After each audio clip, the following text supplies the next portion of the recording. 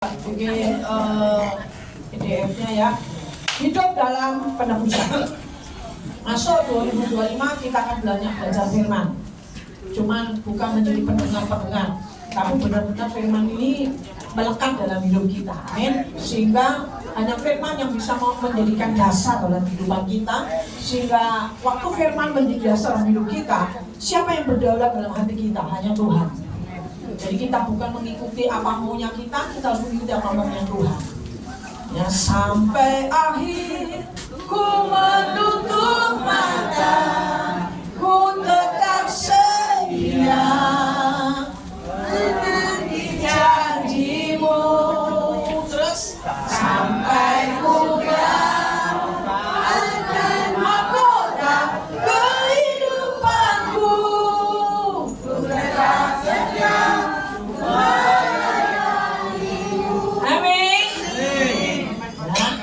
Kita semua harus tetap setia sampai tutup mata kita tetap menantikan janji Tuhan.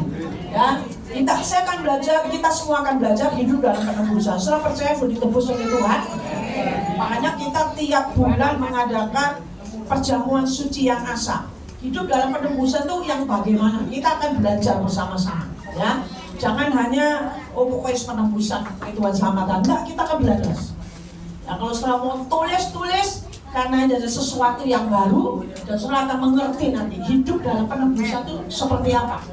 Ya, kita akan lihat Yohanes pasal 5 ayat 24. Yohanes pasal 5 ayat 24. Hidup dalam penebusan.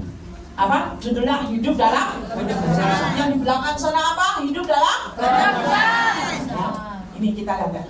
Aku berkata kepadamu. Siapa yang berkata?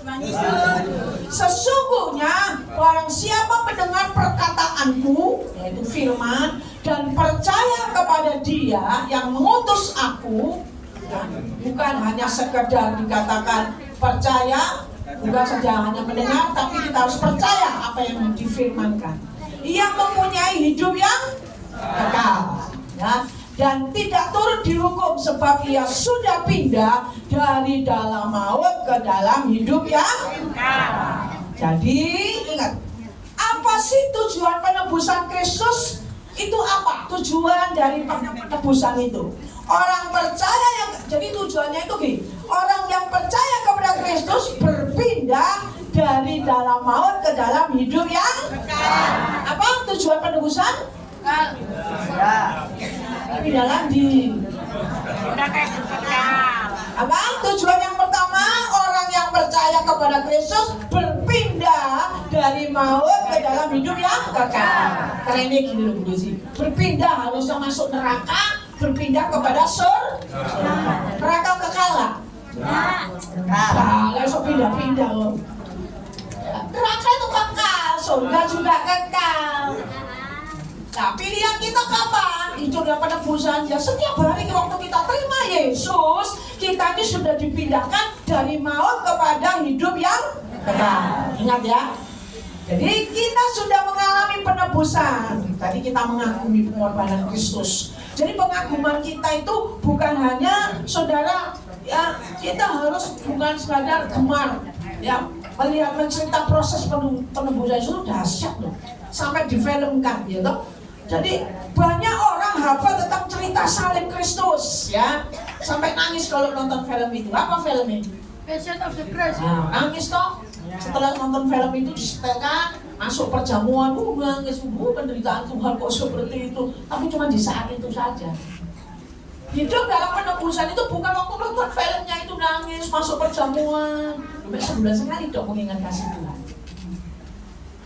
Jadi penebusan dalam hidup kita ngerti tujuan tadi, dari maut dipindahkan kepada kekekalan. Kita sudah mengalami penebusan, kita harus dikatakan kagum akan pengorbanan Kristus. Ada pujian berkata, ku kagum katakan, ku kagum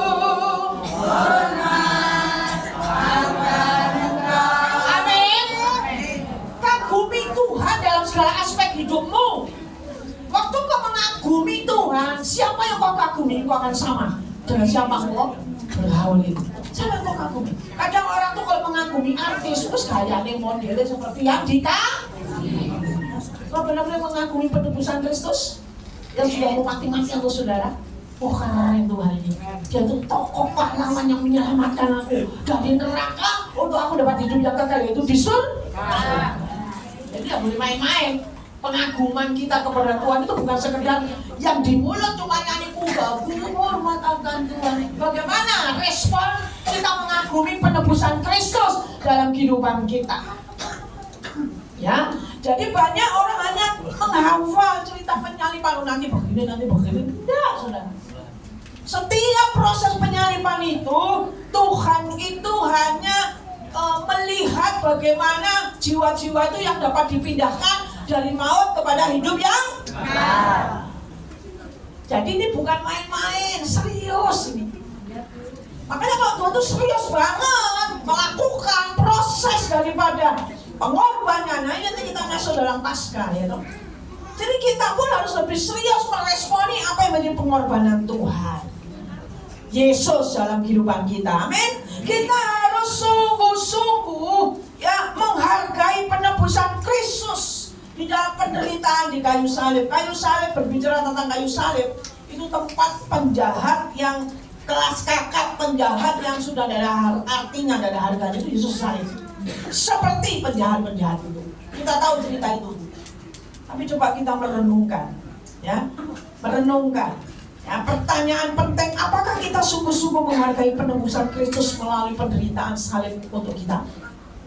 Apakah kita sungguh-sungguh, ya, apakah kita sungguh-sungguh menghargai penebusan Kristus? Kalau kita sungguh-sungguh menghargai penebusan Kristus di kayu salib mati untuk kita nggak akan main-main dalam beribadah.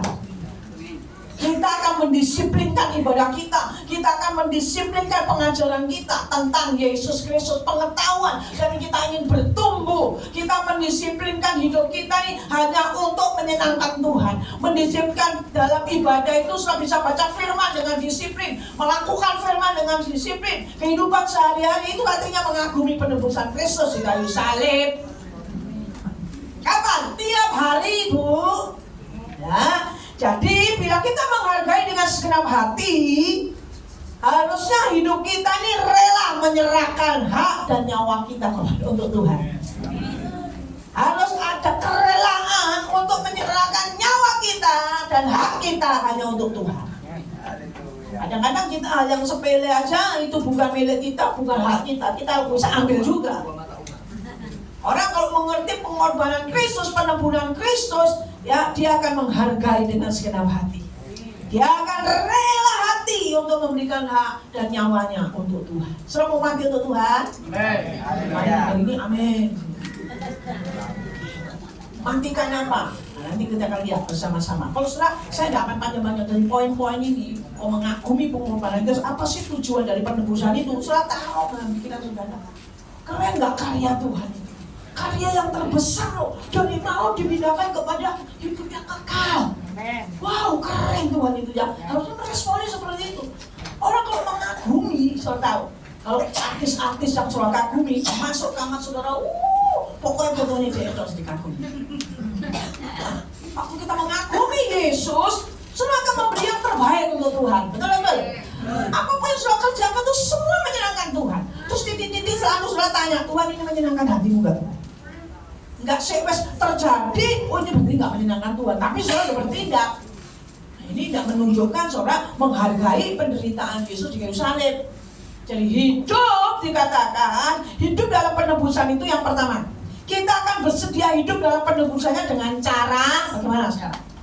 Ya, coba ya, ditulis. Kita akan bersedia hidup dalam penebusan dengan cara yang pertama. Apa? Dengan cara apa yang pertama? Kita akan bersedia hidup dalam penebusannya dengan cara yang pertama, menyangkal diri. Nomor 1 itu menyangkal diri. Bisa enggak? Harusnya aku marah, aku enggak marah. Ayo. Bagus. Iso Bu, aku gak salah kok. Yang berdiri di sini belum hebat seperti saudara. Aku saja ini gak mau marah, tapi kok kudu ngamuk, ya langsung nang.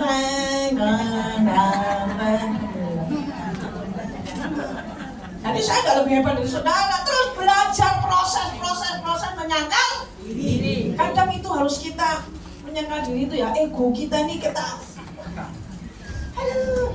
Nah, mulai fokus siapa? Penyangkalan diri. Kalau kita tidak bisa menguasai diri, menyangkal diri apa? Merasa diri benar. Betul? Aku tok. Jadi yang pertama kalau kita cara meresponi penebusan itu penyangkalan diri. Apa artinya penyangkalan diri? Kita mematikan kehendak kita dan menolak keinginan diri sendiri. Menurut saya pokoknya, ini susah kita ngomong pokoknya. Dan dia merasa pokoknya, apa paling susah itu orang kaya masuk surga. Orang ayat diri. Karena dia punya semuanya, kayak sodika, jadi, kayak sodika kok langsung soge. Allah. Tapi orang yang sungguh-sungguh hidup dalam penebusan dengan cara penyangkalan diri, menyangkal diri itu artinya apa? Menyangkal diri itu artinya berani mengatakan berani mengatakan kepada siapa? Dosa. Waduh bu, ada kesempatan bu, orang dompet logur. Padahal dia tahu itu dompetnya koncoy. Koncoy tanya, kamu tahu nggak dompetku tadi? Padahal sudah konotasi. Penyangkalan diri itu apa yang bukan jadi miliknya, jangan menguasai. Apa yang bukan jadi kehendakmu, jangan diambil. Apapun. Kalau kau ingin mengalami perubahan, so percaya ada di dalam Kristus. So percaya dalam Kristus. Katakan. Yo, sampai yang percaya dalam Kristus adalah ciptaan. Tiap-tiap hari dibarui. Penyangkalan diri itu karakter. Kalau kau meresponi penebusan Kristus di kayu salib itu penyangkalan diri. Sebenarnya ya ini hakku sih. Tapi orang itu nggak mengerti kalau ini hakku. Nggak usah minta pembelaan.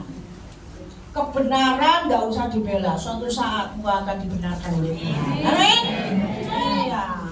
Itu butuh yang namanya berani mengatakan tidak. Kita menempatkan kehendak dan kemauan Allah di atas kehendak kita sendiri.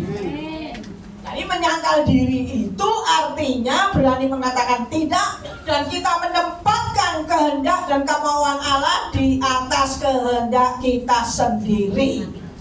Karena kehendak kita ini selalu mau-maunya sendiri. Saya kasih contoh, kehendak sendiri itu gini, yang penting ini menguntungkan saya. Tapi kalau kehendak Tuhan, walaupun ini sebenarnya menguntungkan untuk saya, tapi kalau ini tidak menyenangkan ini Tuhan, aku tidak mau. Amin? Kan manusia inginnya kan menguntungkan diri sendiri.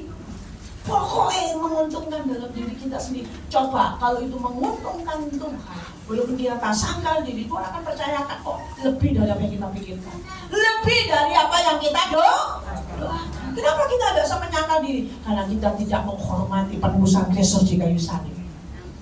Kalau kau benar-benar menghormati penebusan Kristus di kayu salib, aku mau menyangkal diri supaya aku mematikan kehendakmu, aku mau mengikuti kehendak Tuhan. Makanya kita belajar, makananku adalah melakukan kehendak Bapa di surga. Itu Yesus berikan teladan, itu jadi makanan kita melakukan kehendakmu. Kalau ada bosnya, rajin. Kalau nggak ada, tunggu telepon. Menyangkal diri, ya sih ngomong bener. Bener itu sudah. Loh, saudara kok lebih takut dengan bos yang kelihatan daripada bos di atas segala bos. Kalau kau benar hidup dengan cara engkau menghargai penebusan Kristus, jangan mencuri jam yang Tuhan sudah percayakan kepada kita. Terus masuk pelayanan jam 11, teko setengah 12. Saya bilang itu izin ke saya, buat urusan satu ya. Guys, dunia loh. Apa saudara tahu pesawat itu kalau tidak sesuai dengan satu titik yang garisnya tidak itu meledak. Itu harus benar-benar harus satu koreksi itu benar-benar. Kita sama Tuhan harus seperti itu. Oh jangan habis kalau untung aku teko loh, kan nggak teko loh Tuhan gak rugi. Betul? Itu namanya kedisiplinan dalam ibadah iman.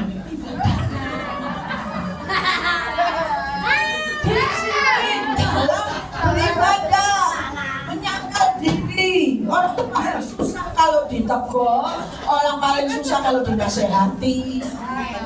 Angel wes.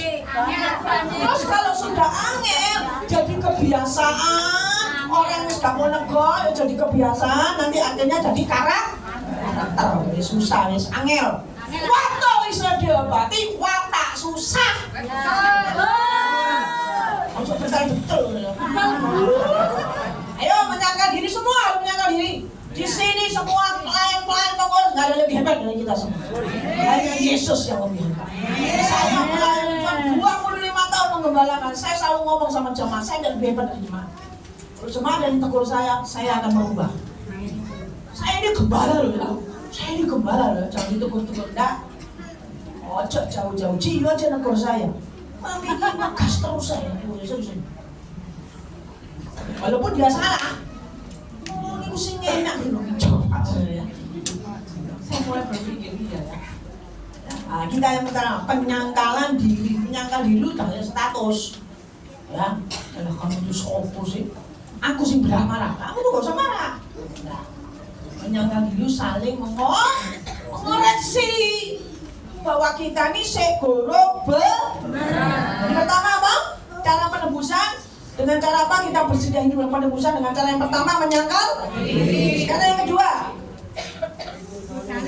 Bu, apa Bu? Habis menyangkal diri memikul salib. Apa artinya memikul salib? Pokoknya dipikul loh Bu. Arti berani apa memikul salib? Berani hidup dalam prinsip-prinsip kebenaran. Harus pun bertukar nyawa. Sekali Yesus tetap Yesus. Kamu terima Yesus atau menyangkal Yesus? Sekali Yesus, aku tetap Yesus. Nah ini enggak, tapi ini soal latin atau golok. Ayo, coba kalau kita berpikir, aku sudah dipindahkan Tuhan dari maut kepada kekayaan. Aku polis masih yang utuh bumi mati kok. Di bumi ini kita dapat tubuh, tapi nanti roh kita, jiwa kita dapat tubuh. Ayo ngomong mati untuk Tuhan. Jadi pikul salib itu hidup dalam prinsip-prinsip, Pak. Harus bertukar nyawa. Kita harus mau menderita dan disalahkan. Nah ini pikul salib itu siap disalahkan, amin. Desi disalahkan. Ini sudah merugikan saya loh Bu. Nah, ayo hal yang sepele-sepele dalam kehidupan kita mau disalahkan. Kalau mau pikul salib ya itu semua karena kebenaran. Ya, itu semua karena mau dipersalahkan, tidak dimengerti. Sekarang kan orang itu mau dimengerti terus. Aku soal mesti mengerti. Gak penting. Kalau untuk menyalibkan daging, gak penting untuk selalu orang mengerti kita. Amin. Amin. Diperhatikan. Aku orang pakai pasuyul. Orang pikul salib. Kalau sudah siap mau mati untuk Tuhan, menyerahkan nyawanya untuk Tuhan, terus apapun yang terjadi, hanya Yesus. Terus kita terhubung dengan Dia. Dasarnya itu firman. Makanya kalau saya dalam keadaan apapun semua kembali ke firman. Dan kita supaya bisa terhubung dengan Tuhan. Menyalibkan daging itu bahwa kita ini sungguh-sungguh menghidupi hidup dalam firman. Dan hidup kita tetap bersukacita. Bersukacita di dalam Tuhan. Tuhan akan memberikan apa yang diinginkan hati. Di mana itu ayatnya? Ayo. Satu berapa? Tesalonika. Salah. Mas Pur bener ayatnya lagi. Mas Pur kayak Mas Pur Bu. Oke masuk ya. 37 ayat berapa? 4. Ayo dibaca. Mudah-mudahan ya Bu, bener baca. Ayo. Bahaya kalau. Ayo. Nah ini. Baca 1, 2, 3. Dan bergembiralah karena bergembira karena bergembira karena diberkati ya. Karena kalian mujizat ya. Tapi bergembiralah karena Tuhan. Nah itu tanda seperti itu penting itu. Kalau kau bergembira dalam Tuhan tuh gini loh. Hidup menyenangkan Tuhan, memuaskan Tuhan, menomorsatukan Tuhan, memprioritaskan Tuhan. Terus apa? Maka Ia itu Tuhan, maka Ia akan memberikan kepadamu apa yang sungguh-sungguh sama Tuhan. Baru batin aja. Pengen mangan apa tahu tek kan? Tiba-tiba lalu sini Bu, ini aku tadi pas keluar kok, kalau tahu tek, aja Bu, enak Bu. Pokoknya enak, tiba-tiba dikirim aja buat tahu sampai ke dalam kita. Iya, tidak harus seperti itu. Ya, harus memiliki yang namanya sungguh-sungguh bergembira di dalam Tuhan. Memikul salib. Tapi yang pertama tadi menyangkal diri. Sekarang yang ketiga. Dua itu memikul salib. Satu menyangkal diri. Ngerti tadi menyangkal diri, ngerti? Ya, di saat kita mau gak bisa bersyukur, tetap bisa mengucap syukur dalam segala perkara. Walaupun saat itu saya harus puasa mendadak atau puasa terpaksa, gak apa-apa. Terus bagaimana Bu respon kepada kebenaran itu? Bu bersyukur Bapak, amin. Nyanyi ya wes, tambah lapar Bu bersyukur Tuhan, sebab kasih setiamu di dalam hidupku, ku bersyukur. Tiba-tiba dia datang ke rumah saudara. Orang yang gak pernah saudara pikirkan, orang yang gak pernah pokoknya orang yang lama. Tiba-tiba Tuhan gerakan ketok rumah saudara dan dia ngomong, aku malam gak bisa tidur. Ngomong, kok aku lihat wajahmu tak doa lo, kamu ada apa? Ya, kenapa? Responnya menyangkal diri tetap bersyukur segala perkara. Begitu tuh, saya bilang isinya sembako, tak usah. Mau bilang aja, amin. Amin. Kita ngomel sih. Maka dari sing toko rumah saya, saudara lebih ngomel lagi. Karena sudah ngomel, sing datang yo. Apa yang kau tabur itu yang kau datang. Aku juga kamu lah. Makanya penyangkalan diri itu tadi dikatakan harus dipraktekkan. Pikul salib itu tadi katakan berani hidup dalam prinsip-prinsip kebenaran, ya. Walaupun harus bertukar nyawa. Terus menghidupi firman Tuhan dan tetap bersuka. Oh, hidup orang Kristen itu bersuka cita. Ada duit, kalau duit kate mate, setengah nafasnya tetap bersuka. Bersuka cita senantiasa, aku katakan bersuka cita senantiasa. Itu ciri-ciri orang yang mengagumi penebusan Kristus. Waktu kau bersuka cita, kau bisa berdoa, kau bisa tetap berdoa terhubung dengan Tuhan. Kalau hatinya marah, ibu bisa doa atau enggak? Makanya, kalau kita bersuka cita senantiasa tetap berdoa, kita bisa berdoa, kita tuh bisa mengucap syukur dalam segala perkara. Itu memang ciri-ciri kita. Ciri-ciri orang yang meresponi penebusan Kristus. Sekarang yang ketiga, mengikut Yesus. Jadi kita kalau meresponi penebusan Kristus kayu salib, kita ikuti. Jalan serta Yesus, jalan sertanya apa? Setiap hari. Jalan serta Yesus, serta Yesus selamanya. Masih berjalan bersama dengan Yesus. Loh, Iblis tuh senang loh kalau selain ibadah, senang loh Iblis ibadah. Loh, bener gak Bu? Iya senang, karena ibadah saudara datang gak sungguh-sungguh, makanya Iblis senang. Ini koncoku ini, ujian penyembahan. Wah, ini kok daganganku apa yang ditunggu? Iblis senang kok kalian ibadah melayani senang. Kenapa senang? Karena saudara ibadahnya itu sekedar ya pokoknya takwa lah. Pokoknya ada sembako rame, kalau sepi. Iblis senang. Semua ini kejebak ini mereka dengan yang namanya rutin. Gak ada pertemuan. Semua lagi iblis tak PPK terus ya, tapi hidupnya gak ada perubahan. Hidupnya itu gak mengikuti apa yang Tuhan mau. Mengikut Yesus itu artinya apa sih mengikut Yesus? Artinya hidup dan berproses terhadap segala hal, situasi apapun. Hidup untuk berproses bersama Yesus. Dan seperti Yesus meresponi proses yang dia hadapi waktu dia masuk di dalam penebusan, pengorbanannya. Hanya hidup ini proses. Kalau kau benar-benar menjadi pengikut Kristus, nggak efek. Apapun yang terjadi, apapun yang terjadi di dalam hidupku, selalu ku berkata, Tuhan Yesus baik. Kalau duwe ucapan kita katakan, Yesus tetap baik. Sakit orang kayaknya udah ngerengken kita, udah mau tahu kita, Yesus tetap baik. Mau mati sekarang, besok sama aja, karena bumi ini bukan tempat kita. Apa sono mau takut mati? Si gak takut mati apa bu? Si punya utang ojol, pinjam aja.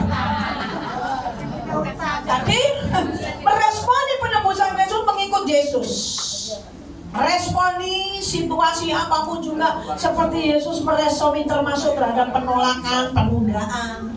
Saya pernah mengalami penolakan?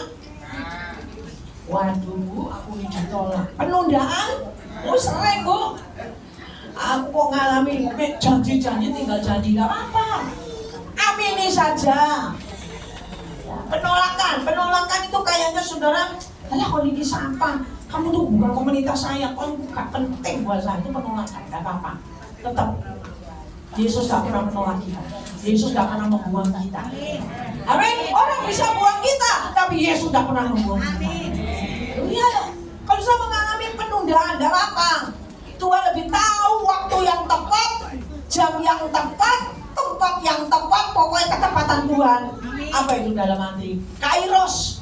You understand Kairos?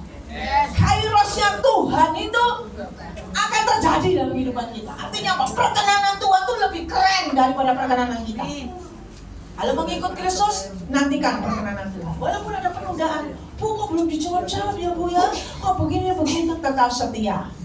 Makanya kalau cari Tuhan itu ojo mencari mujizatnya, ojo mencari jawaban-jawabannya, ojo mencari roti dan ikan, sembako dan yang lainnya.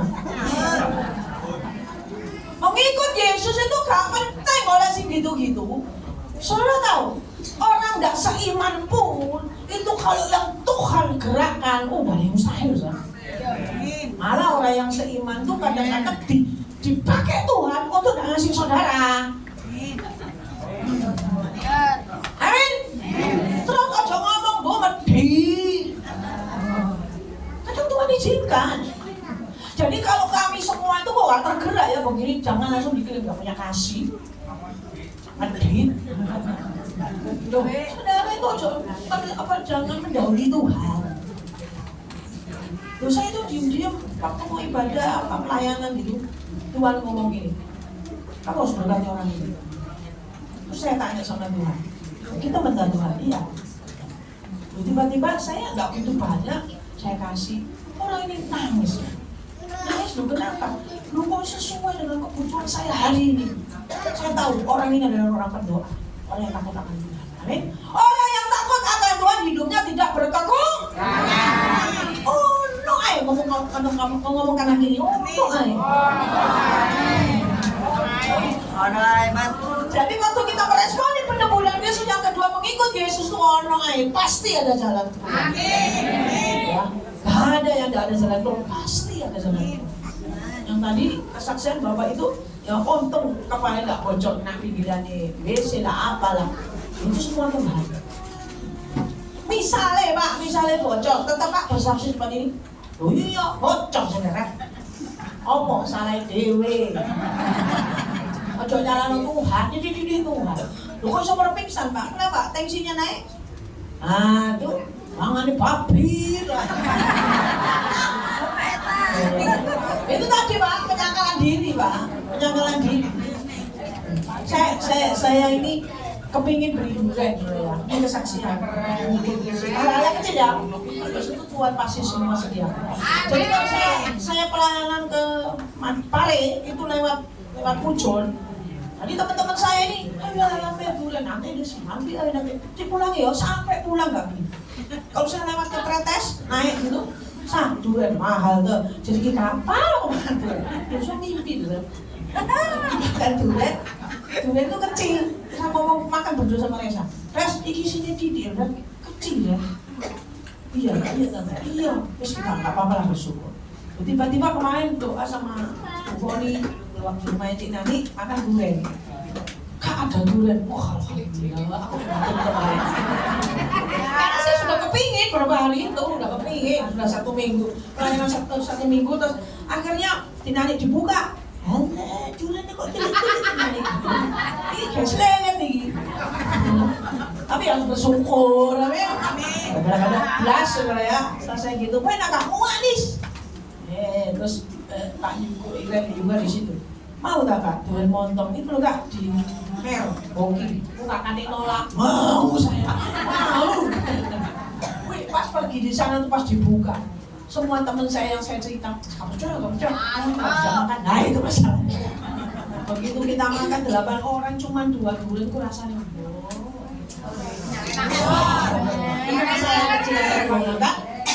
Sampai sekarang naik turun Trenten delok durian kenapa? Karena saya sudah menikmati yang lebih enak gitu loh. Sampai kebun-kebun di rumah. Ayu gue bilang, Bu, Kak Desi mau tambah roto mabuk saya main. Jadi saya cuma gini loh, mengikut Kristus kita ambil batin untuk Tuhan bisa gerak bisa menjauh. Amin. Tapi sing sungguh-sungguh ojo balik-balik batin buah itu. Nggak kerasa. Ya. Waktu kita batin sama Tuhan itu harus yang jujur. Bukan iman kita tuh basic-basic. Oh, tahu nggak? Saya ini punya masalah begini, aku tahu, ujung-ujungnya tahu. Tapi iman tuh nggak boleh basic-basic. Iman tuh bukan perasaan. Iman itu nyata kebenaran. Yang benar-benar nggak tahu. Saya nggak pernah cerita sama Pak Yugo, Iren, Mami Lis nggak pernah. Malah mereka share bulan montok. Waduh, aku nggak dijak. Ya wes gitu aja. Tapi Tuhan tahu. Saya cuma ngomong keren banget. Dalam hal yang seperti itu aja.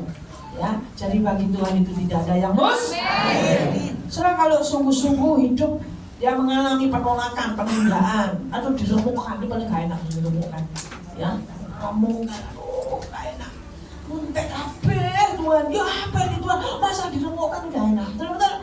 Berjalan itu ya dan usah diremukkan lagi, diremuk lagi. Tukang berjalan ini ngomongin kurang apik, dibersihkan lagi, dihancurkan lagi. Ya, tapi kita tidak putus asa, kita tetap mengikut Yesus. Jangan berkata Yesus jahat.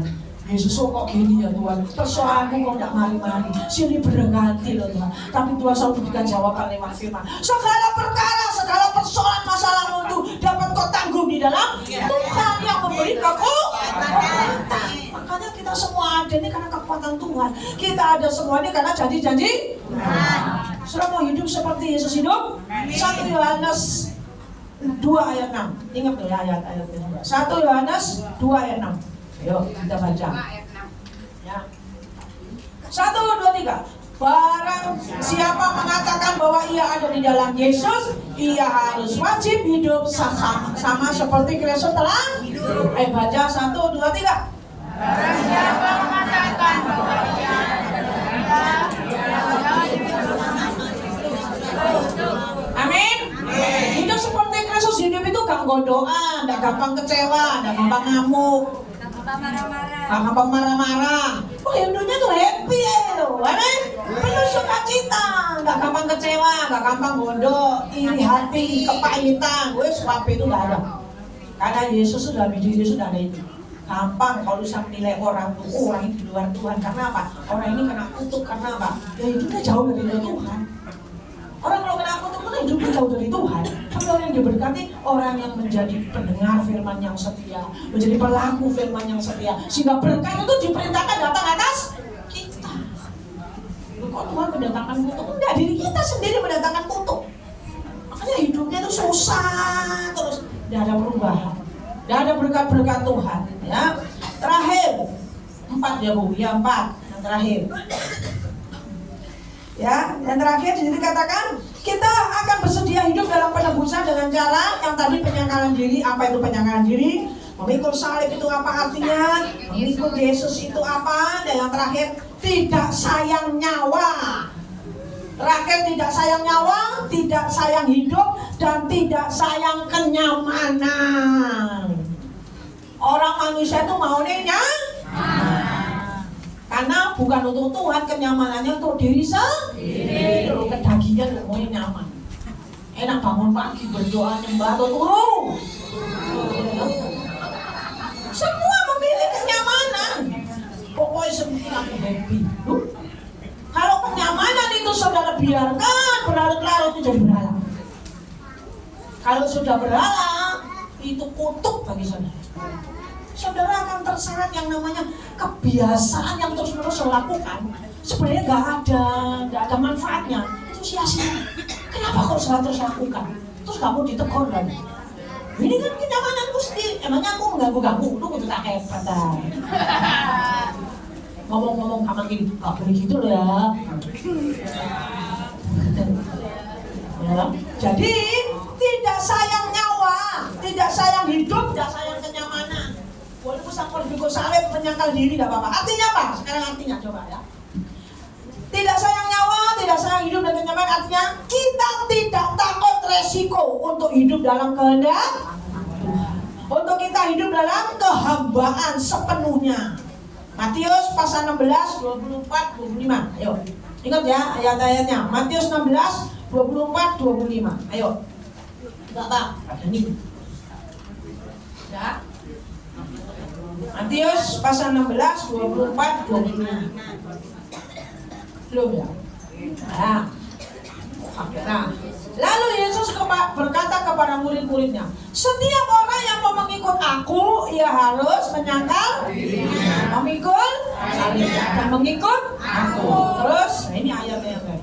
Karena barang siapa mau menyelamatkan nyawanya, ia akan kehilangan nyawanya.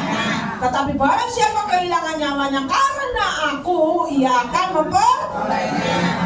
Jadi dengan demikian kita tidak menjadi lemah. Kenapa orang Kristen itu menjadi lemah, kurang bergairah kalau menghadapi persoalan? Saya berdiri di tempat ini, saya bersyukur loh. Hari ini yang tadi Bapak tadi saksikan, makanya saya jatuh, pingsan loh. Tapi saya percaya Tuhan itu melindungi saya. Harus berani. Tuhan mengatakan saya ini stadium 4 dan besok kurang 6 bulan lah Tuhan mau angkat saya mau mati. Tapi saya tidak apa-apa loh, tambah sembuh. Tapi tidak sih ngomel, gerutu cepat mati wes. Ya loh, hidupmu tuh kalau penuh dengan ngomel, gerutu, kecewa, kepahitan, kamu dagang ngomong aja gak laris. Hidupmu tuh pahit dong, betul-betul. Kamu dengan Tuhan. Itu salah. Kau usah nyalakan Tuhan, itu salahnya. Kalau kita tahu kok hidupnya gak bener ya, wah hidupmu itu kok gak menyalahkan Tuhan ya. Ayo bertobat. Kita akan terima tubuh dan darah Yesus harus bertobat. Bu Desi, kapan aku bertobat? Setiap hari harus bertobat. Setiap hari harus introspeksi diri. Siapapun, Benny, pelayan Tuhan aku, semua gak ada yang hebat. Kalau kau merasa hebat, kau gak mengalami perubahan. Ya Ben? Pokoknya kau salib, ini salib, ini salib. Dia pakai kaos salib. Untuk apa sih Ben pakai kaos salib? Biar orang tahu kalau aku banyak Tuhan. Tunjukkan bro. Ada penyangkalan diri, apa tadi? Ada penyangkalan diri kalau kau benar-benar memikul salib, ya. Yesus dan tidak sayang nyawa. Ya, hidup waktumu semua. Kalau kau serius sama Tuhan, Tuhan pun serius dengan kita. Ya, jadi kita tetap bergairah. Sampai sekarang kita tetap bergairah. Ya, karena apa? Kita tidak mengetahui apa ya yang terjadi dalam kehidupan kita. Kita tetap bergairah. Jadi tidak mengetahui banyak tentang salib, tapi kita harus tetap pikul salib. Ya, kita tidak tahu apa yang akan terjadi di depan kita. Tapi katakan Tuhan, aku menjadi pelaku firman. Menghargai penebusan adalah membawa penebusan dalam kehidupan kita sehari-hari. Kalau melakukan apa-apa tuh ingat loh pengorbanan Kristus gitu loh. Aduh, Yesus mati untuk saya, kok aku sih berbuat dosa ya. Kok aku masih begini ya, kok aku masih kedagingan ya. Ada penguasaan diri, tidak ada kerendahan hati, ya toh? Tidak ada kelemah lembutan, tidak ada kesetiaan. Ingat langsung pengorbanan Yesus. Bukan mesak bulan sekali, waktu masuk perjamuan nangis, ampun ya Tuhan. Besok berdosa lagi. Jadi tiap-tiap hari kita menghidupi akan penebusan Tuhan itu dibuktikan oleh hidup penebusan itu dalam kehidupan sehari-hari. Bagaimana caranya? Kita lihat cara gaya hidup Yesus. Sehingga kita akan menghasilkan perubahan apa? Berkat paling besar kalau kita mengalami perubahan karakter. Ojo sampai dicap memang orang ini juahan kayak. Terus jemaatnya sama PPK, tuh meruwet sama. Loh, selama ini ikut pelayanan ya. Dengarkan tokoh-tokoh dari seluruh dunia, aku Uganda, India, Malaysia, Singapura. Mana perubahannya? Oh, luar biasa, selalu ada pembicara dari luar di tempat ini luar biasa. Kan masalahnya saudara itu mau berubah enggak? Di doa kok. Doa kesembuhan. Kok iku meneh lo kapan sembuh nih wong. Walau balik maju. Mau punya iman, aku udah sembuh. Gak masalah, soal didoakan siapa, pulang ya sembuh. Kok 2 bulan lagi diundang orang itu, dia lagi maju. Bukan salah pendeta nih, salah saudara. Karena apa? Oh ya aku gak sembuh, tak maju. Terus saya itu. Ya kan? Punya iman, aku sudah sembuh. Ya, harus ada perubahan karakter. Kedua, kebiasaan yang buruk. Ya, seorang kan tahu sih kebiasaan yang buruk di maksud apa? Pas saya punya kebiasaan yang buruk, saya mulai introspeksi diri udah namanya. Aku udah orang nggak sabaran. Kalau tak lihat apa nggak bersih, nyocok. Tanya nih instruktur saya. Terus saya tadi udah gini belum jengkel aku. Tapi Tuhan ngomong ojo terlalu saset, semua harus sempurna, kok kan dewe capek. Oh ya tapi ini juga ya tak masuk kamar. Ada yang seperti itu toh kekurangannya. Ada lagi kekurangannya sih. Pokoknya satu kekurangannya itu satu yang paling susah dikandalkan itu selalu tidak mau diberi tahu. Ya, paling angel wes ditegur itu angel. Kadang Amsal katakan memang manusia itu pada dasarnya tidak suka dituturi. Kenapa orang tidak suka ditegur? Karena sombong amat. Iya. Terus kita mengakui karya salib Kristus bel. Ya, kita semua didandani, semua kita mau dibersihkan, ya. Supaya terus apalagi perubahan karakter, juga kebiasaan perkataan, ya. Harusnya itu memang wanita itu kalau sehari 20 sampai 30 kata.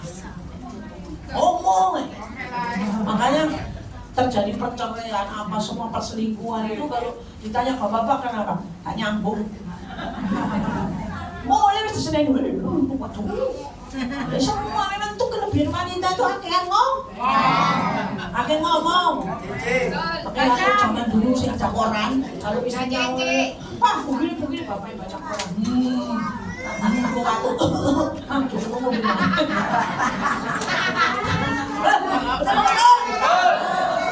Lagi enggak pakai WA. Istrinya, Mami, mana aku begini hati-hati ya. Waktu suami berikan waktu moto istri. Sampai istrimu cari yang lain. Kayaknya suamiku, istriku tidak bisa memberikan jawaban. Kan begitu. Ayo ya. Jadi kalau istri ngomel-ngomel ada tips sekarang. Apa Bu kalau istri ngomel-ngomel? Diam 1000 bahasa.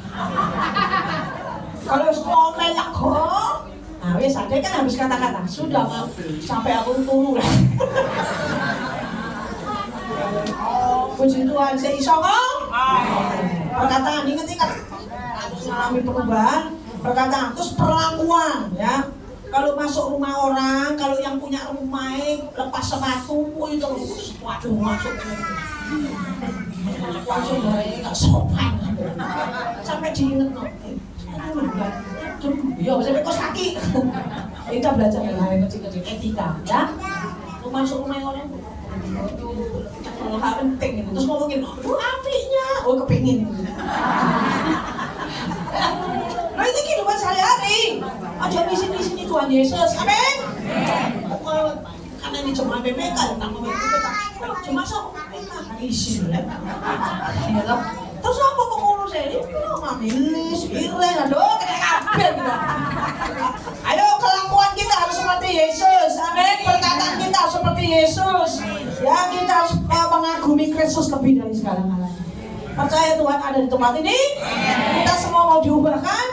Hidup dalam penebusan? Pakai cara-caranya Tuhan?